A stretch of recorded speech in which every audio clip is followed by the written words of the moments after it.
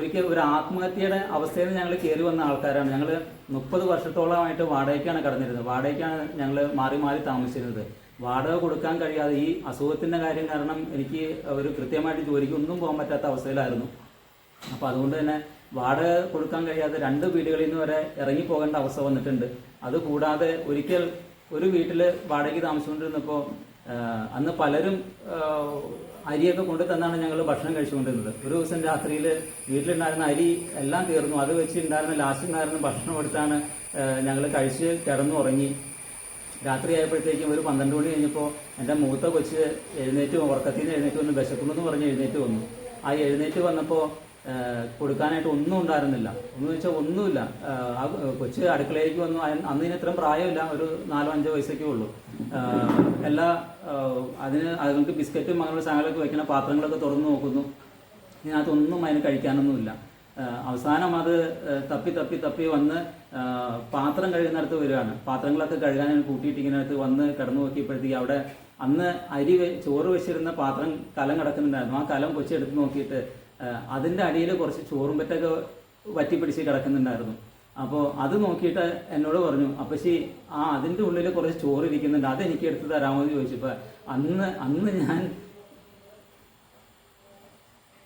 ഞാൻ കർത്താവിനോട് ചോദിച്ചൊരു കാര്യം, കർത്താവേ എന്താണ് എൻ്റെ ജീവിതത്തിൽ ഈ ഒരു അവസ്ഥയിലേക്ക് വരാൻ കാരണം? എൻ്റെ കർത്താവ് എൻ്റെ ജീവിതത്തിൽ എന്താണ് ഈ ഒരു സാഹചര്യത്തിലേക്ക് വരാനൊരു കാര്യം? ഞാൻ എന്തിൽ നിന്നാണ് ഇനി മാറേണ്ടത്? ഏത് അവസ്ഥയിൽ നിന്നാണ് മാറേണ്ടത്?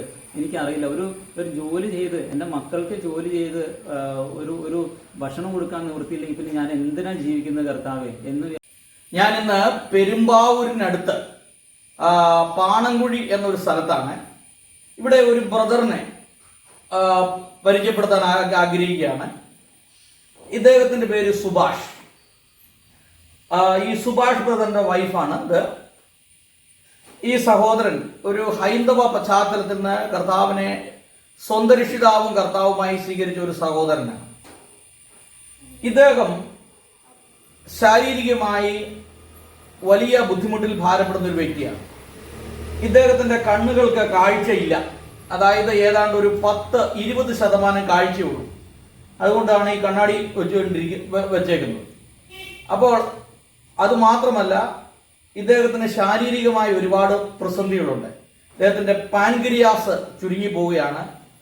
അതോടൊപ്പം ഷുഗർ ഹൈ ലെവലാണ്. അതുകൊണ്ട് തന്നെ കണ്ണിന്റെ കാഴ്ച നഷ്ടപ്പെട്ടു. അപ്പോൾ അതോടൊപ്പം തനിക്ക് യാതൊരു വിധമായ ജോലി ചെയ്യാൻ പറ്റത്തില്ല.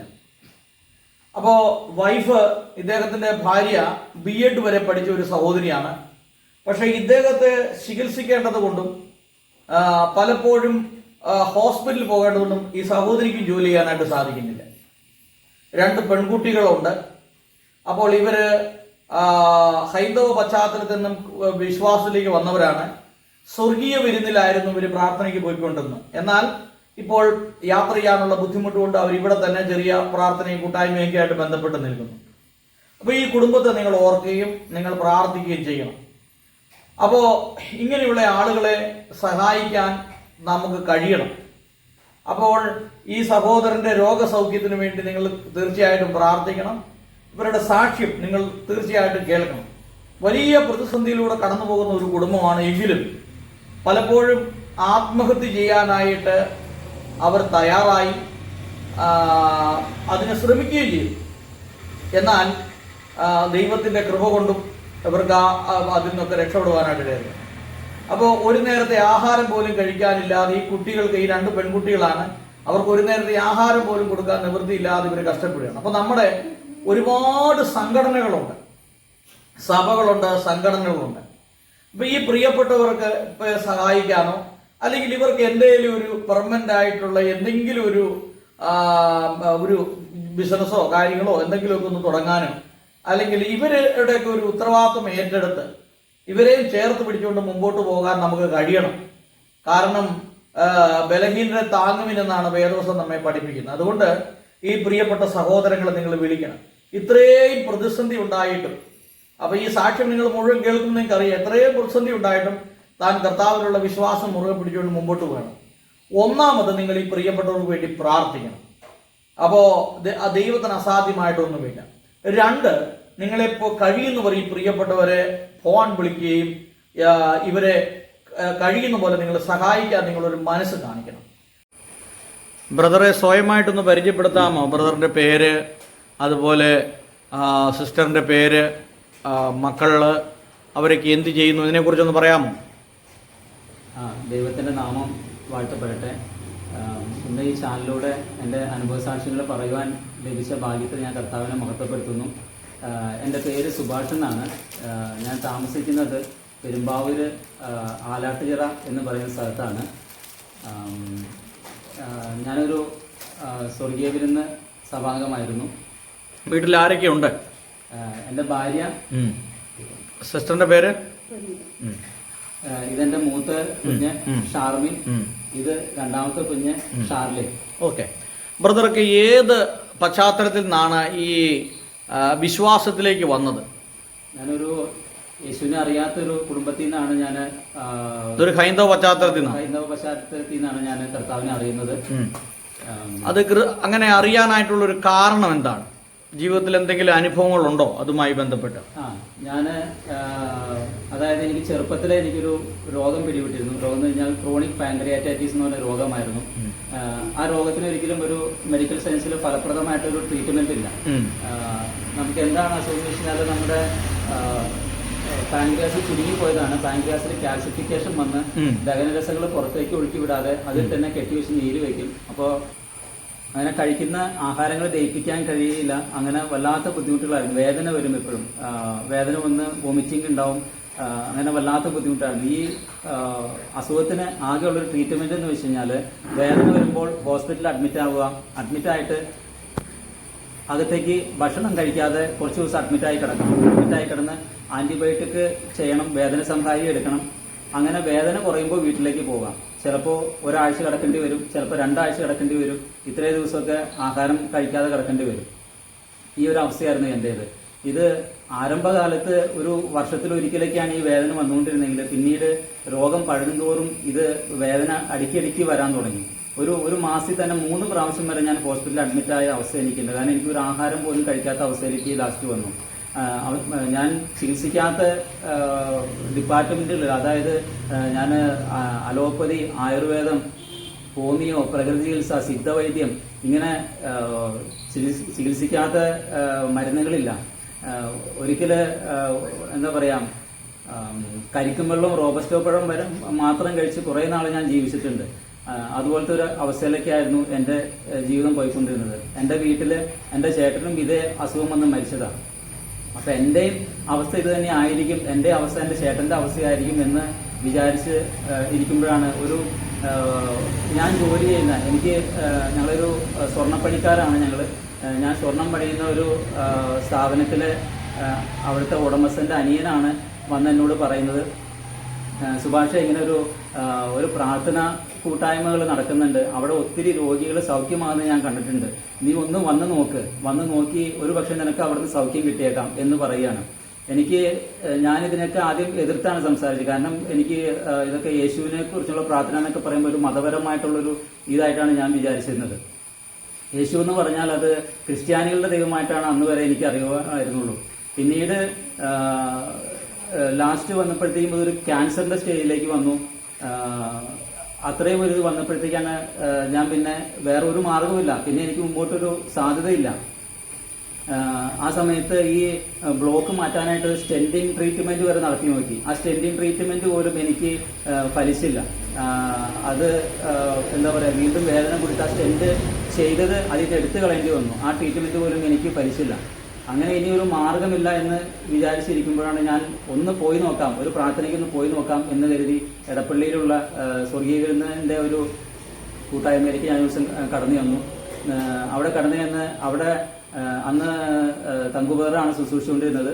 അന്ന് ശുശ്രൂഷിച്ചുകൊണ്ടിരുന്നതിൻ്റെ ഇടയ്ക്ക് തങ്കുബദർ ഇങ്ങനെ വിളിച്ചു പറഞ്ഞു, രോഗികൾക്ക് വേണ്ടി പ്രാർത്ഥിക്കുന്ന സമയത്ത് തങ്കുബദർ ഇങ്ങനെ വിളിച്ചു പറഞ്ഞു, നിങ്ങളെ സൗഖ്യമാക്കുന്നത് ഒരു ദേവദാസനായ അല്ലെങ്കിൽ ഒരു പാസ്റ്ററായ ഞാനല്ല നിങ്ങളെ സൗഖ്യമാക്കുന്നത്. എനിക്ക് നിങ്ങളെ സൗഖ്യമാക്കാനുള്ള ഒരു കഴിവുമില്ല. നിങ്ങളെ സൗഖ്യമാക്കുന്ന ഒരുവൻ ഈ ഹാളിന്റെ മധ്യത്തിൽ ഇറങ്ങി വന്നിട്ടുണ്ട്. നിങ്ങൾ എന്ത് ആവശ്യമാണെങ്കിലും ആ കർത്താവിനോട് പറയണം. അവന്റെ പേര് യേശു എന്നാണ്. ആ യേശുവിന്റെ നാമത്തിൽ നിങ്ങൾ എന്ത് ചോദിച്ചാലും ലഭിക്കുമെന്ന് പറയാണ്. ഞാൻ അന്ന് വരെ ഞാൻ യേശുവിൻ്റെ നാമം ഞാൻ വിളിച്ച് പ്രാർത്ഥിച്ചിട്ടില്ല. ഞാൻ ആ നിൽക്കുന്ന സമയത്ത് ഞാൻ എൻ്റെ യേശുവേ എന്ന് ഞാൻ പതുക്കെ എൻ്റെ ഉള്ളിൽ മാത്രമേ ഞാനിങ്ങനെ പറഞ്ഞുള്ളൂ. എൻ്റെ ആ ഉള്ളിലേക്ക് എന്തോ ഒരു സ്നേഹം എന്നെ വന്ന് തലോടുന്നത് പോലെ, ആരോ എന്നെ വന്ന് തലോടുന്നത് പോലെ ഒരു അനുഭവമാണ് എനിക്കുണ്ടായത്. ഞാൻ സത്യം പറയട്ടെ, ഇതിനു മുമ്പോട്ടൊരു ജീവിതം ഇല്ല എന്ന് ഡോക്ടർമാർ എൻ്റെ മുഖത്ത് നോക്കി പറഞ്ഞപ്പോൾ പോലും ഞാൻ കരഞ്ഞിട്ടില്ല. എന്നാൽ അവിടെ നിന്ന് ആ കർത്താവിൻ്റെ ആ സ്നേഹം എൻ്റെ ഉള്ളിലേക്ക് വന്ന് നിറഞ്ഞപ്പോൾ ഞാൻ അവിടെ നിന്ന് പൊട്ടിക്കരയാൻ തുടങ്ങി.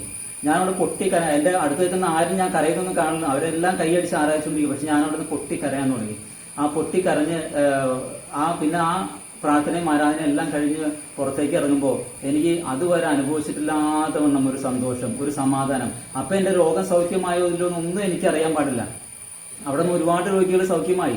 അവിടെ നട്ടലിന് രോഗം ബാധിച്ച് എഴുന്നേറ്റ് നടക്കാൻ പറ്റാത്തവർ അവർക്ക് സൗഖ്യമായി. കണ്ണിന് കാഴ്ചയില്ലാത്തവർക്ക് കാഴ്ച ലഭിച്ചു. അങ്ങനെ ഒത്തിരി രോഗികൾ അവിടെ സൗഖ്യമായി.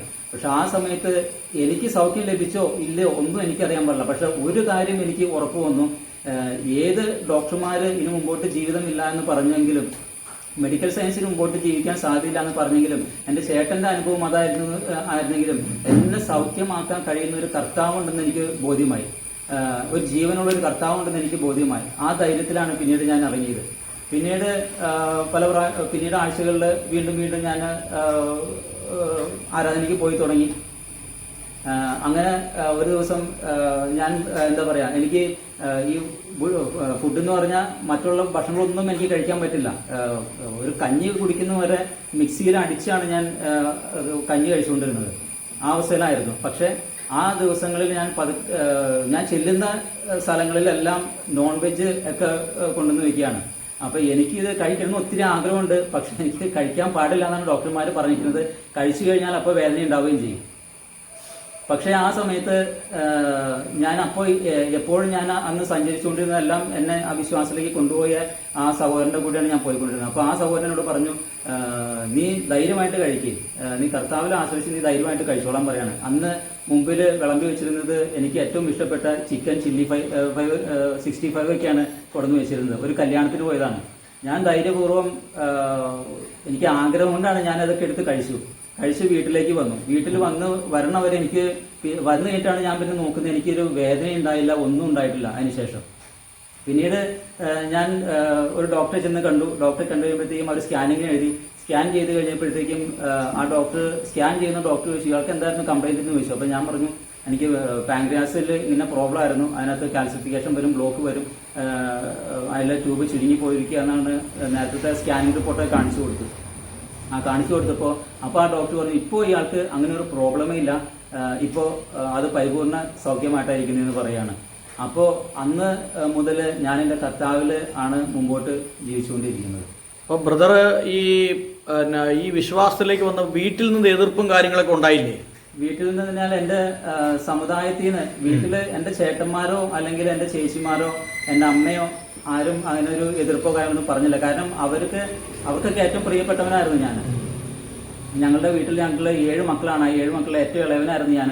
അപ്പോൾ അതുകൊണ്ട് തന്നെ അവർക്കെല്ലാം എന്നോട് അത്രയും സ്നേഹം ഉണ്ടായിരുന്നു. അപ്പോൾ ഞാനിന്ന് പ്രാർത്ഥനയ്ക്ക് പോയിട്ടാണ് സൗഖ്യം വന്നതെങ്കിലും അവർക്ക് ഒന്നും എതിർത്തില്ല. അവന് ആ രോഗം മാറിയല്ലോ എന്നാണ് അവർ ആശ്വസിച്ചുള്ളൂ. അവൻ്റെ വിശ്വാസപ്രകാരം പോട്ടെ എന്ന്. പക്ഷേ സമുദായത്തിൽ നിന്ന് ഒരുപാട് എതിർപ്പുകൾ കാര്യങ്ങൾ വന്നു. എൻ്റെ ഏറ്റവും കൂട്ടുകൂടി നടന്നിരുന്ന എൻ്റെ അച്ഛൻ്റെ അനിയൻ്റെ മകനൊക്കെ ആയിരുന്നു. അപ്പോൾ അവരൊക്കെ ആയിട്ട് ഏറ്റവും കൂട്ടുകൂടി ഞങ്ങൾ നടന്നിരുന്നതാണ്. പിന്നെ അപ്പോഴും എന്നോടുള്ള ഇഷ്ടം കൊണ്ടാണ് നീ ഇത് ശരിയല്ല, പ്രാർത്ഥനയ്ക്ക് പോകണം, ശരിയല്ല, നമ്മളിന്നെ വിശ്വാസത്തിലൊക്കെ ഉള്ളതാണ്, അപ്പോൾ നീ അങ്ങനെ പോകരുത് എന്ന് പറഞ്ഞ് എന്നെ അതിൽ നിന്ന് പിന്തിരിപ്പിക്കാനായിട്ട് ഇവിടെ തൃപ്പൂണിത്തുറയിൽ ഒരു ആശ്രമമൊക്കെ ഉണ്ട്. ആ ആശ്രമത്തിലൊക്കെ എന്നെ കൊണ്ടുപോയി. പുതിയകാവ് എന്ന് പറഞ്ഞ സ്ഥലത്താണ്. അവിടെ കൊണ്ടുപോയി ഇങ്ങനെ ബൈബിള് ശരിയല്ല, ഇത് തെറ്റാണ് എന്നൊക്കെ പറഞ്ഞുള്ള രീതിയിൽ എന്നെ പിന്തിരിപ്പിക്കാനൊക്കെ നോക്കി. പക്ഷെ ഞാൻ എന്താ പറയുക, എൻ്റെ അനുഭവത്തിൽ നിന്നും എനിക്ക് ലഭിച്ച ഒരു കർത്താവിനെ എനിക്കറിയാം. കാരണം എനിക്ക് വേണ്ടി ജീവൻ നൽകിയ ഒരു കർത്താവിനെ എനിക്കറിയാം. ആ കർത്താവിനെ വിട്ടേച്ച് പോരാൻ എനിക്കാവില്ലായിരുന്നു. ഇപ്പം എത്ര നാളായി ബ്രദറൊക്കെ ഈ വിശ്വാസം പിന്തുടരുന്നു? ഞാനിപ്പോൾ 15 വർഷത്തോളമായി. ഞാൻ 2010 ഞാൻ വിശ്വാസത്തിലേക്ക് ആദ്യമായിട്ട് വരുന്നത്. ഓക്കെ. വീട്ടിലെ മാതാപിതാക്കളൊക്കെ ഈ വിശ്വാസത്തിൽ വന്നിട്ടുണ്ടോ? ഇല്ല, വന്നിട്ടില്ല. അമ്മ ഉണ്ടായിരുന്നപ്പോൾ അമ്മയ്ക്ക് വിശ്വാസം ഉണ്ടായിരുന്നു. പക്ഷെ അമ്മ റെഗുലറായിട്ട് അങ്ങനെ ചർച്ചിൽ വരികയോ ഒന്നും ചെയ്തിട്ടില്ല. എങ്കിലും ഞാൻ വീട്ടിൽ നിന്ന് പ്രാർത്ഥിക്കുമ്പോൾ അമ്മ അതിന്റെ കൂടെ നിന്ന് പ്രാർത്ഥിക്കുമായിരുന്നു. അപ്പം അങ്ങനെ ഈ സ്വർഗീയ വിരുന്നിലൂടെയാണ് ശരിക്കും ഈ വിശ്വാസത്തിലേക്ക് വരാനായിട്ടുള്ളൊരു കാരണം അല്ലേ? അതെ അതെ. ഓക്കെ.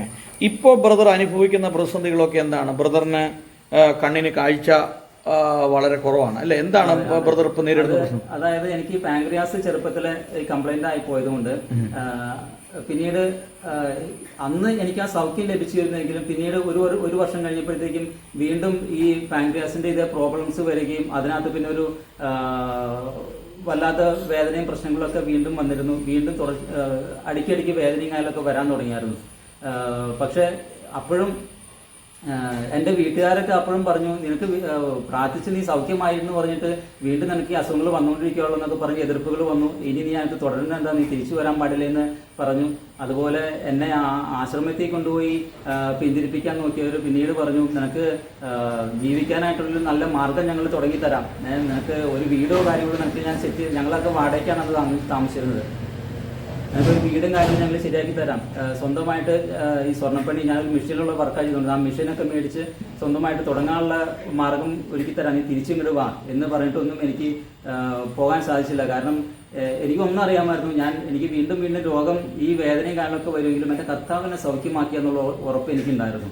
കാരണം ആ സൗഖ്യമാക്കിയ ആ രോഗം ഒരിക്കലും എനിക്ക് ഒരു കാര്യമുണ്ട്, ഈ രോഗം വീണ്ടും വന്നെങ്കിലും പക്ഷേ എൻ്റെ ചേട്ടൻ്റെ അവസ്ഥയ്ക്ക് എനിക്ക് പോകേണ്ടി വന്നില്ല. കാരണം ഞാൻ ഈ കർത്താവിനെ അറിഞ്ഞുകൊണ്ട് മാത്രമാണ് ഞാനിന്ന് ജീവനോടെ ഇരിക്കുന്നത്. കാര്യം വേദനയും പ്രശ്നങ്ങളൊക്കെ മുമ്പോട്ട് വീണ്ടും വന്നിരുന്നു. പിന്നീട് ഡയബറ്റിക് സ്റ്റാർട്ട് ചെയ്തപ്പോൾ പാങ്ക്രിയാസിൻ്റെ കംപ്ലൈൻറ്റ് ഉള്ളതുകൊണ്ട് തന്നെ ഈ ഡയബറ്റിക് ഒരിക്കലും കൺട്രോൾ ചെയ്യാൻ പറ്റുന്നില്ല എന്ന് വെച്ച് കഴിഞ്ഞാൽ ഇത് ഒന്നുപോലെ ഭയങ്കര കൂടി നിൽക്കും. ചിലപ്പോൾ ചെക്ക് ചെയ്ത് നോക്കുമ്പോഴത്തേക്കും 350, 400, 410, കഴിഞ്ഞ 2 ദിവസം മുമ്പ് നോക്കുമ്പോൾ 410 ആയിരുന്നു. ഇത്രയും, അതായത് ഷുഗർ 410 ആണ്. 410, 450. ബ്രദറിന് ഇപ്പോൾ എത്ര ശതമാനം കാഴ്ചയുണ്ട്? ഇപ്പോൾ ചെറിയൊരു കാഴ്ച, ഒരു 10-20% മാത്രം കാഴ്ച. എനിക്ക് ആൾക്കാരുടെ മുഖമൊന്നും ആർക്കും കാണാൻ പറ്റില്ല. എനിക്ക് ആൾക്കാരുടെ മുഖം കാണാൻ പറ്റില്ല. റോഡിലേക്ക് ഇറങ്ങിക്കഴിഞ്ഞാൽ ഒരു വണ്ടി അപ്പുറത്തുനിന്ന് ഇപ്പുറത്തുനിന്ന് വരുന്നതൊന്നും കാണാനോ ഒന്നിനും പറ്റില്ല. കളറുകൾ തിരിച്ചറിയാൻ പറ്റും. ഈ കളറുകൾ തിരിച്ചറിയുമ്പോൾ ഒരു കൂട്ടം കൂടിയ രീതിയിലാണ് എനിക്കിത് അറിയാൻ പറ്റുന്നത്. അത് ആ ഒരു ഇത് അറിയാവുന്നത് മാത്രമേ പതുക്കെങ്കിലും ഞാൻ പുറത്തേക്ക് ഇറങ്ങി നടക്കുകയൊക്കെ ചെയ്യുന്നത്. അങ്ങനെയാണ് പുറത്തിറങ്ങി നടക്കുന്നത്. അതായത് ഒരു 20% കാഴ്ചയേ ഉള്ളൂ. അത്രേ കാഴ്ചയുള്ളൂ. അപ്പൊ ഈ കാഴ്ച എന്തുകൊണ്ടാണ് നഷ്ടപ്പെടുന്നത്? എന്തുകൊണ്ടാണ് അതിന്റെ കാരണം എന്താണ് ഡോക്ടർമാർ പറഞ്ഞത്? ഈ ഷുഗർ കണ്ണിനെ ബാധിച്ചിരിക്കുകയാണ്. ഇപ്പൊ നിലവിൽ വന്നിരിക്കുന്നത് കാറ്ററാക്ട് ആണ്. കാറ്ററാക്ട് തിമിരമാണ് വന്നിരിക്കുന്നത്. ഇനി ഈ ഷുഗർ ഇപ്പോഴും കൺട്രോൾ ചെയ്ത് മുമ്പോട്ട് പോകാൻ പറ്റില്ല. ഈ ഷുഗർ കൺട്രോൾ ചെയ്യാൻ പറ്റാത്ത എന്തുകൊണ്ടാണ്? പാങ്ക്രിയാസ് കംപ്ലൈന്റ് ഉള്ളതുകൊണ്ടാണ്. ഇത് കൺട്രോൾ ചെയ്യാൻ പറ്റാത്തത്. നമ്മള് ഡോക്ടർമാർ പല രീതിയിൽ നോക്കുന്നുണ്ട്. പക്ഷെ ഇത് കൂടിയാണ് നിൽക്കുന്നതെങ്കിൽ, പാരമ്പര്യമായിട്ടൊരു ഷുഗർ വന്ന് കൂടി നിൽക്കുന്ന ഒരു ഷുഗർ ആണെങ്കിൽ അവർക്ക് അതിനെ ഭക്ഷണത്തിലൂടെയോ അല്ലെങ്കിൽ മരുന്നിലൂടെയോ നിയന്ത്രിച്ചു കൊണ്ടുപോകാൻ പറ്റും. പക്ഷെ ഈ കൂടി നിൽക്കുന്ന എന്റെ ഷുഗർ ഒറ്റയടിക്ക് ഇത് ഡൗൺ ആയി താഴേക്കും പോരും. പല രാത്രികളിലും ഉറക്കത്തിൽ ഈ ഷുഗർ ഡൗൺ ആയി പോകുന്ന അവസ്ഥ ഉണ്ടായിട്ടുണ്ട്. അപ്പോഴൊക്കെ കർത്താവിന്റെ ഒരു കൃപയാൽ ഉറക്കത്തിൽ നിന്ന് എഴുന്നേക്കാൻ പറ്റിയതുകൊണ്ട് മാത്രമാണ് ഞാൻ ഇന്ന് ജീവനോടെ ഇരിക്കുന്നത് തന്നെ. അല്ല, ഈ അസുഖം ബ്രദറിനെ ബാധിച്ചപ്പോൾ മുതലേ ബ്രദർ അനുഭവിക്കുന്ന ഒരു ബുദ്ധിമുട്ടുകളെ കുറിച്ച് പറയാം. ഇപ്പം സിസ്റ്റർ ആണെങ്കിലും BEd വരെ പഠിച്ചതാണ് അല്ലേ? അപ്പോൾ സിസ്റ്ററിന് ജോലിക്ക് പോകാനായിട്ട് സാധ്യമല്ല. അതിന്റെ കാര്യങ്ങളെ കുറിച്ചൊക്കെ ഒന്ന് പറയാമോ? അപ്പൊ അതിന്റെ കാരണം എന്ന് വെച്ച് കഴിഞ്ഞാൽ, ഇപ്പോ വൈഫിന് ജോലിക്ക് പോകാൻ പറ്റാത്തൊരു കാരണം എന്ന് പറഞ്ഞാൽ, എന്റെ ഒന്ന് ഈ കണ്ണിന്റെ കാഴ്ച ഇങ്ങനെ മങ്ങിയിരിക്കുന്നു, 2 ഈ ഷുഗർ ഡൗൺ ആയി പോകുന്നതാണ് പ്രശ്നം. ഷുഗർ ഡൗൺ ആയി പോകുമ്പോഴത്തേക്കും എപ്പോഴും അടുത്ത് കൂടെ ആളില്ലെങ്കിൽ ഇത് ഡൗൺ ആയി പോകാം. അത് മാത്രമല്ല, കണ്ണിന് പെട്ടെന്നൊരു ഫ്ലാഷ് ലൈറ്റ് പോലെ കണ്ണിലേക്ക് അടിച്ചു കഴിഞ്ഞാൽ അപ്പോൾ തന്നെ ചിലപ്പോൾ കുറച്ചധികം ബ്ലൈൻഡ് പോവാം. ഇങ്ങനെയുള്ള സാഹചര്യങ്ങളിലാണ് ഇരിക്കുന്നത്. അപ്പോൾ അതുകൊണ്ട് തന്നെ എൻ്റെ അടുത്തുനിന്ന് മാറാൻ പറ്റുന്ന ഒരു സാഹചര്യത്തിലല്ല വൈഫും ഇരിക്കുന്നത്. പല സ്ഥലങ്ങളിലും ജോലിക്ക് ഒക്കെ പോയിട്ടുണ്ട്. ജോലിക്ക് പോകുമ്പോഴും ഓരോ ഹോസ്പിറ്റൽ കേസ് ഉണ്ടാകുമ്പോഴും അവിടെ ലീവ് എടുക്കേണ്ട അവസ്ഥയാണ് വരുന്നത്. ആ ലീവ് എടുക്കാൻ ചെല്ലുമ്പോൾ അവർക്ക് ആദ്യമേ ഇഷ്ടപ്പെടില്ല. ഒരു പ്രാവശ്യം ലീവ് എടുക്കും, അവർ കുഴപ്പമില്ലായിരിക്കും. ഇപ്പോൾ പിന്നീട് ലീവ് എടുക്കുമ്പോഴത്തേക്കും അവർ പിന്നെ സമ്മതിക്കില്ല, പിന്നെ ആ ജോലിക്ക് ചെല്ലണ്ടെന്ന് പറയും. അങ്ങനെ ഒരു സാഹചര്യത്തിലാണ്. ഇപ്പം എൻ്റെ വീട്ടിൽ മറ്റാരെങ്കിലും, എൻ്റെ അമ്മയോ ആരെങ്കിലും ഉണ്ടായിരുന്നെങ്കിൽ എന്നെ നോക്കാനോ, അല്ലെങ്കിൽ കുഞ്ഞുങ്ങളുടെ 2 കുഞ്ഞുങ്ങളുണ്ട്, അവരുടെ കാര്യങ്ങൾ നോക്കാനും അവർക്ക് സ്കൂളിലേക്ക് പറഞ്ഞയക്കാനും ഒക്കെ എൻ്റെ അമ്മ കൂടെ ഉണ്ടായിരുന്നെങ്കിൽ വൈഫിന് എന്തെങ്കിലും ജോലിക്കോ കാര്യങ്ങൾക്കൊക്കെ പോകാമായിരുന്നു. അപ്പോൾ ഈ കുട്ടികളൊക്കെ ഏത് ക്ലാസ്സിലാണ് പഠിക്കുന്നത്? കുട്ടികൾ ഒരാൾ 1ാം ക്ലാസ്സിലും ഒരാൾ 4ാം ക്ലാസ്സിലും പഠിക്കുന്നത്. അപ്പോൾ ഈ പിള്ളേരുടെയൊക്കെ ഈ വിദ്യാഭ്യാസ ചെലവ്, അതുപോലെ ഇവർക്ക് ബുക്ക്, പുസ്തകം, സാധനങ്ങളൊക്കെ വാങ്ങിക്കണം, സ്കൂളിൽ ഫീസ് കൊടുക്കണം, ഇതിന്റെ കാര്യങ്ങളൊക്കെ എങ്ങനെയാണ് നടക്കുന്നത്? ഇപ്പോൾ സത്യം പറഞ്ഞാൽ കർത്താവിൻ്റെ ഒരു കൃപയാൽ എങ്ങനെയൊക്കെയോ പോകുന്നു വെച്ചാൽ എൻ്റെ ഒരു രണ്ട് സുഹൃത്തുക്കളുണ്ട്. അവരാണ് അവർക്ക് കഴിയുന്ന രീതിയിൽ ചെറിയ രീതിയിലെങ്കിലും അവർ സഹായിച്ചുകൊണ്ടിരിക്കുന്നത്. പക്ഷെ അവർക്കും അത് ഇപ്പോൾ ഒരുപാട് ഭാരമായിട്ടാണ് അവരും ഇരിക്കുന്നത്. കാരണം അവർക്കും ചെലവുകൾ കാര്യങ്ങൾ കൂടിക്കൊണ്ടിരിക്കുന്നു.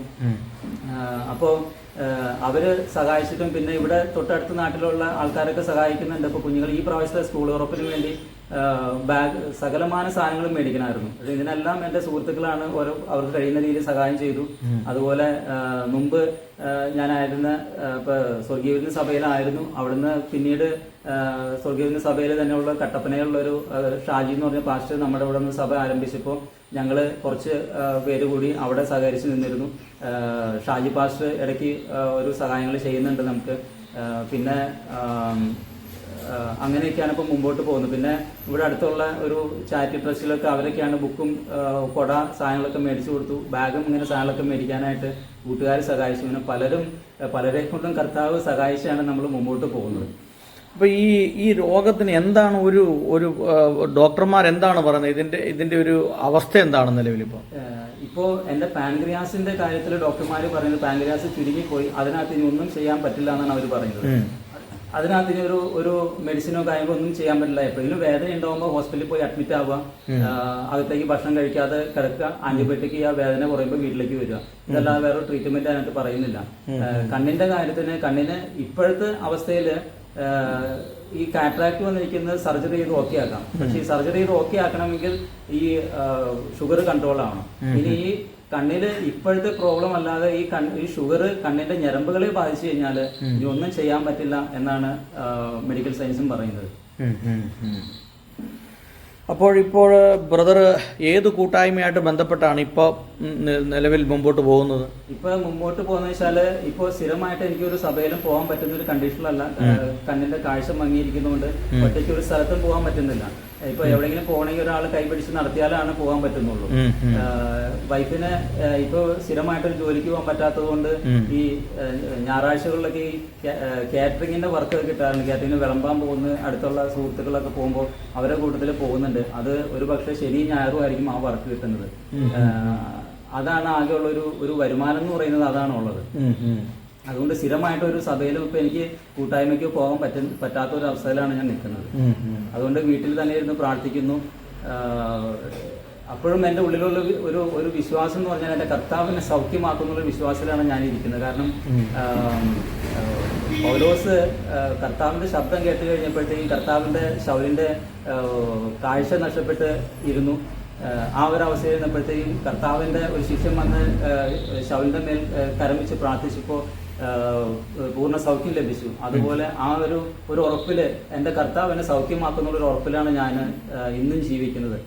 എൻ്റെ ഈ അവസ്ഥകളെ പൂർണ്ണമായിട്ടും പരിപൂർണമായിട്ടും സൗഖ്യമാക്കുവാൻ എൻ്റെ കർത്താവിന് കഴിയുമെന്ന് എനിക്ക് പൂർണ്ണമായിട്ടും വിശ്വാസമുണ്ട്. മെഡിക്കൽ സയൻസ് തള്ളി പറഞ്ഞാലും ഏത് ഡോക്ടർമാർ തള്ളി പറഞ്ഞാലും പക്ഷേ ഇതിനെല്ലാം തള്ളിക്കളയാത്തൊരു കർത്താവിലാണ് ഞാൻ വിശ്വസിക്കുന്നത്. അതുകൊണ്ട് കർത്താവായ യേശുക്രിസ്തുവിൽ വിശ്വസിക്കുക, എന്നാൽ നീയും നിന്റെ കുടുംബവും രക്ഷ പ്രാപിക്കൂ എന്ന് പറഞ്ഞ പോലെ, അല്ലെങ്കിൽ എൻ്റെ കർത്താവിനെ വിശ്വസിച്ചിട്ട് ഒരു നാളും ലജ്ജിച്ചു പോവില്ല എന്ന് പറഞ്ഞ പോലെ എൻ്റെ കർത്താവ് എന്നെ ഒരു സ്ഥലത്തും ലജ്ജിക്കാൻ അനുവദിക്കില്ല. ഇപ്പോഴും എൻ്റെ സമുദായത്തിലുള്ളവരും അങ്ങനെയുള്ള ആൾക്കാരൊക്കെ എതിർത്ത് സംസാരിക്കുന്നുണ്ട്. കാരണം ഞാൻ ഈ വിശ്വാസത്തിലേക്ക് വന്നു, ഈ കർത്താവിന് വേണ്ടി നിൽക്കുകയും ഒക്കെ ചെയ്തപ്പോഴത്തേക്കും ഇതിൽ പ്രതികൂലങ്ങൾ ഓരോ സമയത്തും ഈ രോഗവും പ്രശ്നങ്ങളുമായിട്ട് വരുമ്പോഴും അവരതെല്ലാം കണ്ട് ചിരിച്ചുകൊണ്ടായിരിക്കുന്നത്. പക്ഷെ ഞാൻ വിശ്വസിക്കുന്നു ഈ സാഹചര്യങ്ങളെല്ലാം മാറും, എൻ്റെ കർത്താവ് സൗഖ്യമാക്കുമെന്ന് എനിക്ക് ഉറച്ച വിശ്വാസമുണ്ട്. സിസ്റ്ററുടെ പേരെന്താണ്? പ്രമിത. എന്തുവരെ പഠിച്ചു? ബി.എഡ് വരെ പഠിച്ചു. ഇപ്പൊ എന്താണ് ജോലിക്ക് പോകാൻ പറ്റാത്തത്? ആൾക്ക് കണ്ണിന് കാഴ്ച പോയിരിക്കുകയാണ്. ഇടയ്ക്ക് ഷുഗർ ഡൗൺ ആയി പോകും. അപ്പോ സിസ്റ്ററിന് ഇപ്പൊ ജോലിക്ക് പോകാനായിട്ട് സാധിക്കുന്നില്ല. ഇടയ്ക്ക് കുഞ്ഞുങ്ങൾക്ക് അസുഖങ്ങളൊക്കെ വരുമ്പോൾ ഇടയ്ക്കിടയ്ക്ക് ലീവ് എടുക്കേണ്ടി വരും. എങ്ങനെയാണ് ഈ ക്രിസ്തീയ വിശ്വാസത്തിലേക്ക് എങ്ങനെയാണ് വരാനുള്ളൊരു കാരണം സിസ്റ്റർ? ഞങ്ങൾ ആദ്യമായിട്ടൊരു IPC ചർച്ചിലാണ് പോയത്. അപ്പോൾ എൻ്റെ പാരൻസും അവരാണ് ആദ്യം അങ്ങനെ വിശ്വാസത്തിലേക്ക് വന്നത്. ഞാനന്ന് 4ാം ക്ലാസ് പഠിക്കുന്ന സമയമാണ്. അന്ന് മുതൽ വിശ്വാസത്തിലാണ് അല്ലേ? ഓക്കെ. ഇപ്പൊ ബ്രദർ, ഇനി എന്താണ് ബ്രദറിന് ഈ കേൾക്കുന്ന ആളുകളോട് പറയാനായിട്ടുള്ള, എന്താണ് ബ്രദറിന്റെ ജീവിതാനുഭവവുമായി ബന്ധപ്പെട്ട് എനിക്ക് പറയാനുള്ളത് വെച്ച് കഴിഞ്ഞാല് പ്രാർത്ഥിക്കുക എന്നുള്ളതാണ് ഒരു പ്രധാനപ്പെട്ട കാര്യം. ദൈവത്തിന് അസാധ്യമായ ഒന്നുമില്ല. എല്ലാവരും പ്രാർത്ഥിക്കുക എന്നുള്ളതല്ലാതെ എനിക്ക് എൻ്റെ ജീവിതത്തിൽ കർത്താവ് ചെയ്ത ഒരു സാക്ഷ്യം, അതിലൂടെ എനിക്ക് കർത്താവിനെ മഹത്വപ്പെടുത്താൻ, കർത്താവ് എന്താ പറയുക, എൻ്റെ വീട്ടിൽ എൻ്റെ വീട്ടിൽ എല്ലാവരും ഈ കർത്താവിനെ അറിയണമെന്നും, എൻ്റെ അയൽവക്കത്തെ എല്ലാവരും ഈ കർത്താവിനെ അറിയണമെന്നും, ഈ ലോകം മുഴുവൻ എൻ്റെ കർത്താവിനെ അറിഞ്ഞ് ആ സമാധാനത്തിൽ മുമ്പോട്ട് പോകണമെന്നും ഞാൻ ആഗ്രഹിക്കുന്നത്. അതിൽ ഓക്കെ. ബ്രദറിന്റെ സഹോദരൻ ഈ ഇങ്ങനെ അസുഖം വന്ന് മരണപ്പെടുകയാണ് ചെയ്തല്ലേ? അതെ. ഓക്കെ. അപ്പോ എത്ര വർഷമായി ഈ വിശ്വാസത്തിൽ നിലനിൽക്കുന്നു? ഇപ്പോൾ 15 വർഷമായി.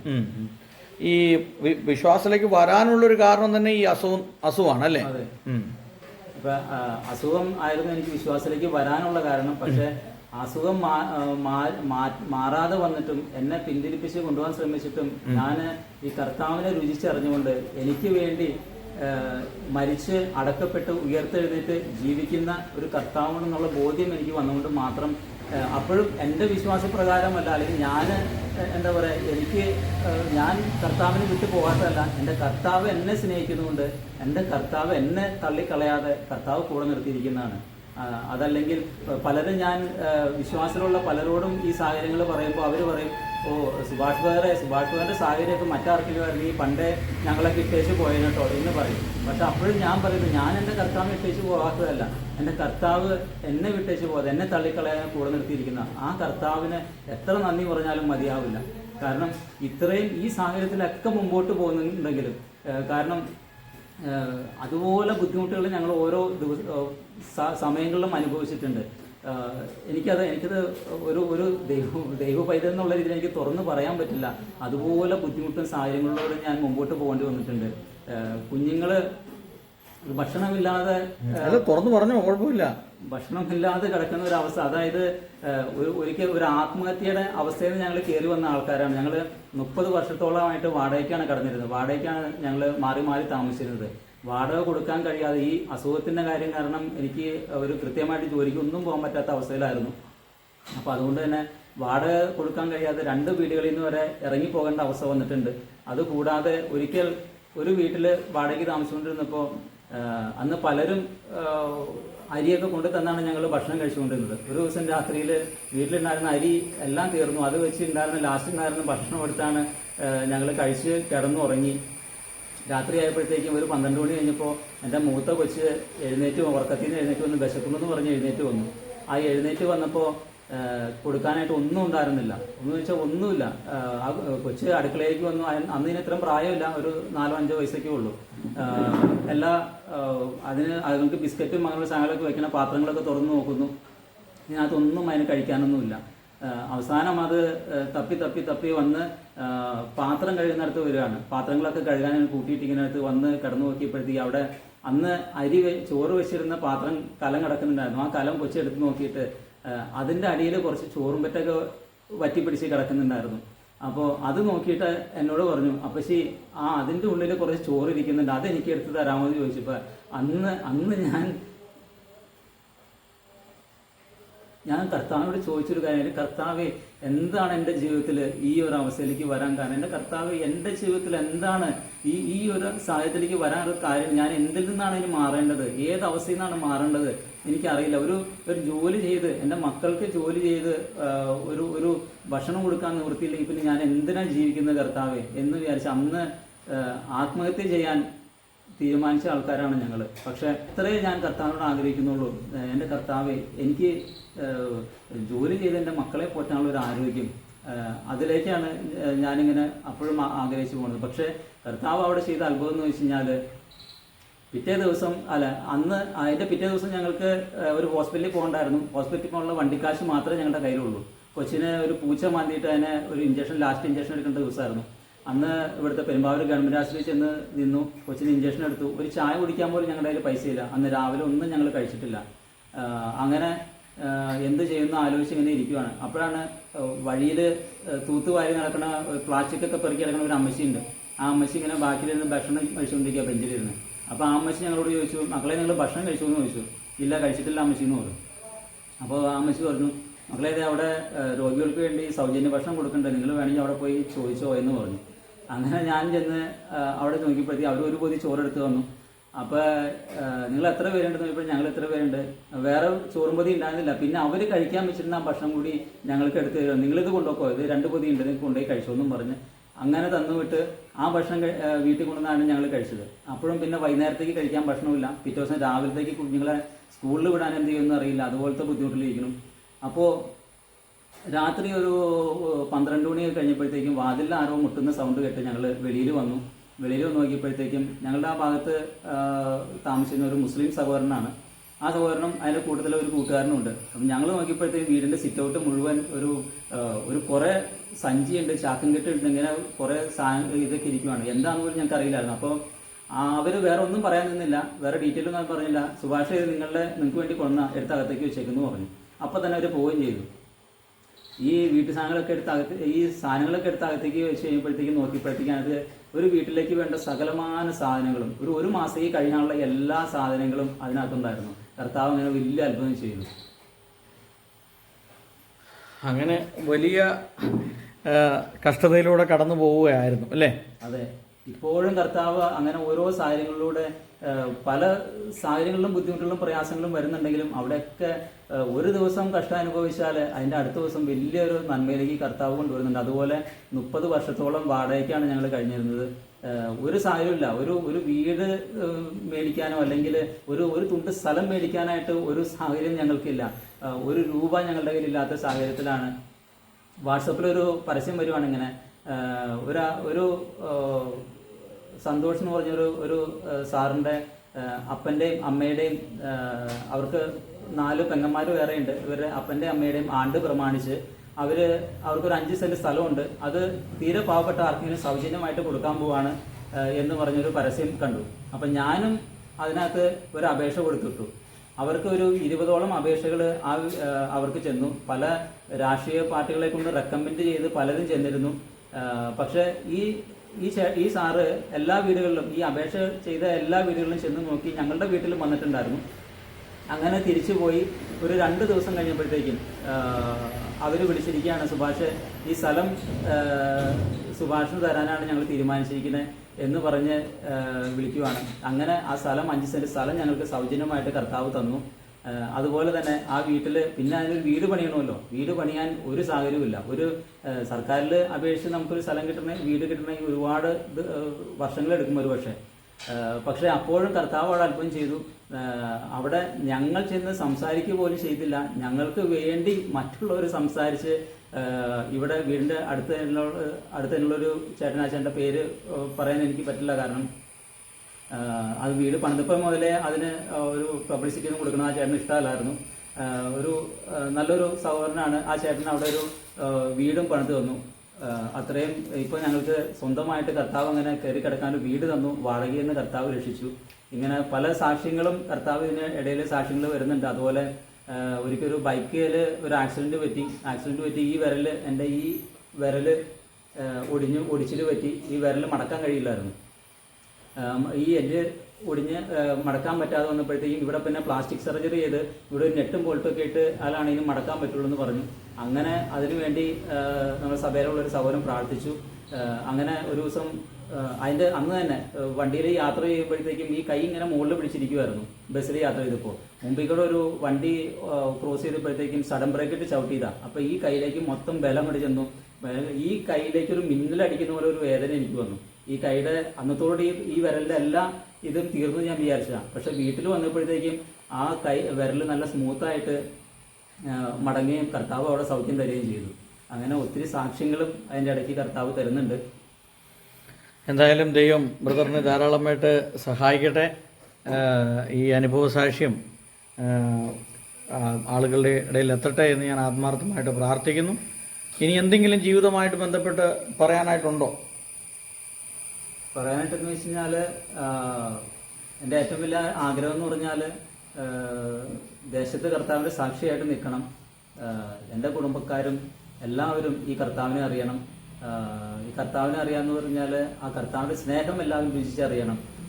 യേശു ഈ ലോകത്തിലേക്ക് വന്നത് ഒരു മതം സ്ഥാപിക്കാനോ അല്ലെങ്കിൽ ഒരു സഭ സ്ഥാപിക്കാനോ അല്ല, മറിച്ച് ഈ ലോകത്ത് കർത്താവ് നിന്റെ കൂട്ടുകാരനെ നിന്നെ പോലെ തന്നെ സ്നേഹിക്കുക എന്നുള്ള ഏക വാക്യത്തിൽ ന്യായപ്രമാണം മുഴുവൻ അടങ്ങിയിരിക്കുന്നു എന്നാണ് പറയുന്നത്. ആ ഒരു സ്നേഹത്തിലേക്ക് എല്ലാവരും വരണമെന്നാണ് ഞാൻ ആഗ്രഹിക്കുന്നത്. അതിനുവേണ്ടി കർത്താവിന് വേണ്ടി നിൽക്കണം നമ്മൾ ഓരോരുത്തരും. ഇപ്പം ഞാൻ ആഗ്രഹിക്കുന്നത് വെച്ചാൽ നമ്മൾ പലപ്പോഴും നമ്മൾ ഓരോ ട്രാക്റ്റുകൾ ഉണ്ടാക്കി അല്ലെങ്കിൽ കർത്താവിൻ്റെ വചനം എഴുതി ട്രാക്റ്റ് ഉണ്ടാക്കി പലർക്കും കൊണ്ട് കൊടുക്കുകയും ചെയ്യുന്നുണ്ട്. അതിൽ എത്ര പേര് അത് വായിക്കുന്നുണ്ടെന്ന് അറിയില്ല. പക്ഷെ നമ്മളുടെ ജീവിതം കൊണ്ട് നമ്മളൊരു ട്രാക്റ്റായിട്ട് ഇറങ്ങുകയാണെങ്കിൽ നമ്മളെ കാണുന്നവർ ഇവൻ ക്രിസ്തു യേശുവിനാൽ അനുഗ്രഹിക്കപ്പെട്ടവനാണ്, അല്ലെങ്കിൽ ഒരാളെ കാണുമ്പോൾ തന്നെ അതിലൊരു പ്രത്യേകതയുണ്ടല്ലോ, അല്ലെങ്കിൽ അവൻ വിശ്വസിക്കുന്ന ആ കർത്താവ്, ഉയർത്തെഴുതി ജീവിക്കുന്ന കർത്താവ് നമ്മളെ കാണുമ്പോൾ തന്നെ ആ യേശു ജീവിക്കുന്നുണ്ട്, അല്ലെങ്കിൽ ഇവനിലൂടെ ആ യേശുവിനെ നമ്മൾ പ്രകടമാക്കുന്ന ഒരു അവസ്ഥയിലേക്ക് എല്ലാവരും വരണമെന്നാണ് ഞാൻ ആഗ്രഹിക്കുന്നത്. കാരണം നമ്മൾ ഈ ലോകം മുഴുവൻ ആ സമാധാനത്തിലേക്ക് വരുവാനായിട്ട് ഈ കർത്താവിനെ കൊണ്ടല്ലാതെ, ഈ യേശുവിൻ്റെ സ്നേഹത്തിനെ കൊണ്ടല്ലാതെ മറ്റൊന്നിനെ കൊണ്ടും ഒരു നിയമത്തിനെ കൊണ്ടും ഒരുപക്ഷെ സാധിക്കില്ലായിരിക്കും. ഒരു 10 വർഷം ഒരാളെ കൊണ്ടുവന്ന് ഒരു ജയിലിൽ ഇട്ട് കഴിഞ്ഞാലും ഒരുപക്ഷെ അവൻ്റെ ആ ദുസ്വഭാവം മാറ്റാൻ കഴിയില്ല. എന്നാൽ എൻ്റെ കർത്താവിൻ്റെ സ്നേഹം അവൻ്റെ ഉള്ളിലേക്ക് വന്നു കഴിഞ്ഞാൽ ഒരു നിമിഷം മതി ആ കർത്താവിൻ്റെ സ്നേഹം ഒരാളെ രൂപാന്തരപ്പെടുത്തുവാനായിട്ട്. അപ്പോൾ അത് നമ്മൾ ഓരോരുത്തരും ആ പ്രവൃത്തിയിലേക്ക്, എൻ്റെ പ്രവൃത്തിയിലൂടെ മറ്റുള്ളവരുടെ പ്രവൃത്തിയിലൂടെ ആ കർത്താവിൻ്റെ സ്നേഹത്തിലേക്ക് കൊണ്ടുവരണമെന്നാണ് ഞാൻ ആഗ്രഹിക്കുന്നത്. ഓക്കെ.